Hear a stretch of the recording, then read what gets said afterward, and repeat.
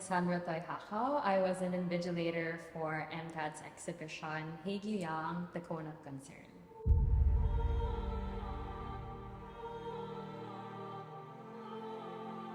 Coming into the role of invigilator, initially I had the idea that it would be similar to docents or guides because we are the people that you look for if you want to know more about the artworks, the artist, and the exhibition as a whole.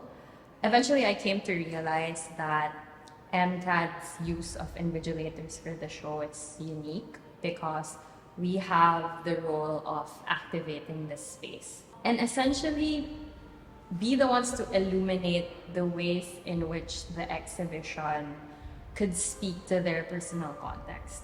I think MCAD uses the word invigilator intentionally from the root word vigil, which means to keep watch or to stay awake.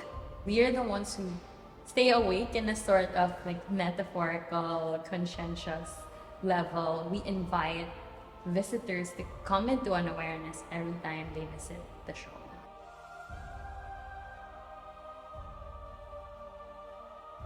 I was looking forward to it because I saw pictures of the artist exhibition in other countries.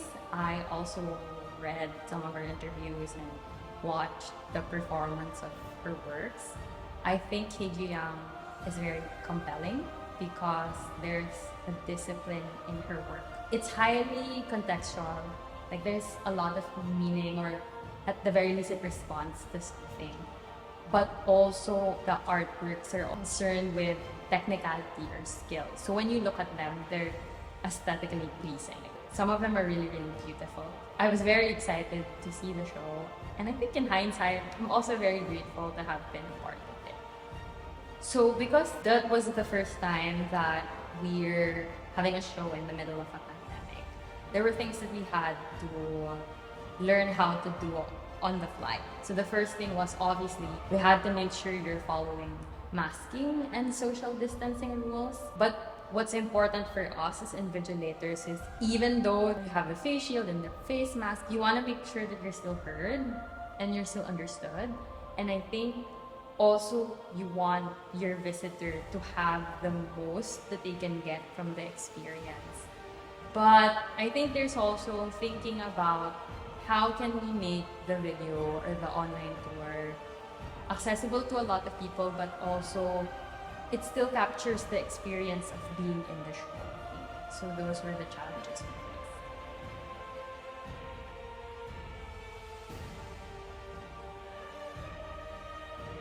I think the Randing intermediates or the rattan sculptures. So if you see them in person, they're very vibrant and they're very colorful, and they came in shapes and materials and texture that's very familiar to a lot of us.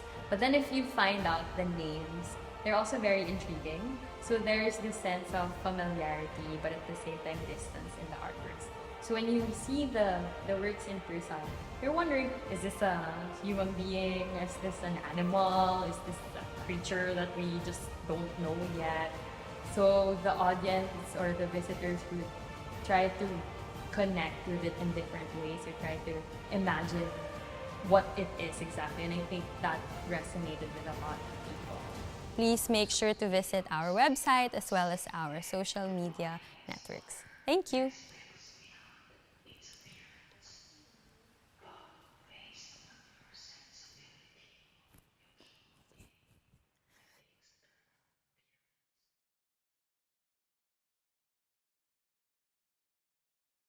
This is our story.